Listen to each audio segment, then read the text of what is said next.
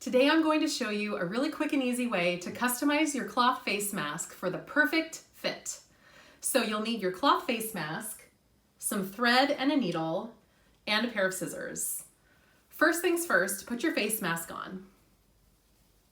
You know your face mask is a good fit for customization if it doesn't pull your ears forward and it feels like you have just a little bit of room in front.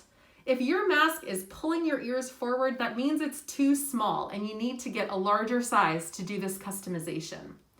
So what I want you to do is take your hands and put them gently against the side of your face and gently smooth the fabric forward until you see a little pocket of fabric emerging. And what this little ridge is going to keep the face mask from sliding off your nose when you talk. So once you've done that, and it feels pretty comfortable, hold that pinch. Actually, I'm going to hold it with my left hand because I'm going to sew with my right. And once you have it pinched, take your mask back off, but don't let go. And this is why you want to have your materials ready, because where that pinch is, I'm going to take my needle and thread and sew a little whip stitch. So what that means is you take your needle and you put it through right where your thumb and finger have the pinch. And I have a knot at the end of my needle and thread, and you pull it tight, and then you wrap the needle back around into the stitch where you came in, like that, and then you pull through. Because this isn't close up, if you need a tutorial on how to do an easy whip stitch, just check it out on YouTube, and there are lots of tutorials. So what you want to do is wrap the thread around that pinched point on the top of your face mask nose about 3 or 4 times. These go through the washing machine, so you do want to make sure that it's sewn, but once you get it through a few times, it'll be secure enough for machine washing.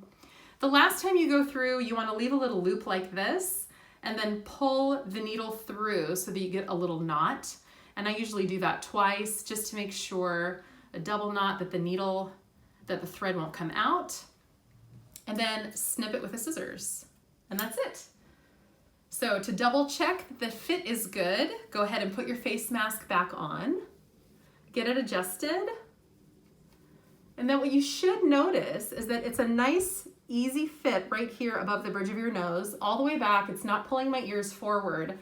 But now I have almost like a little breathing pocket in front of my face so that I can talk and not fear that my face mask is going to fall off my face.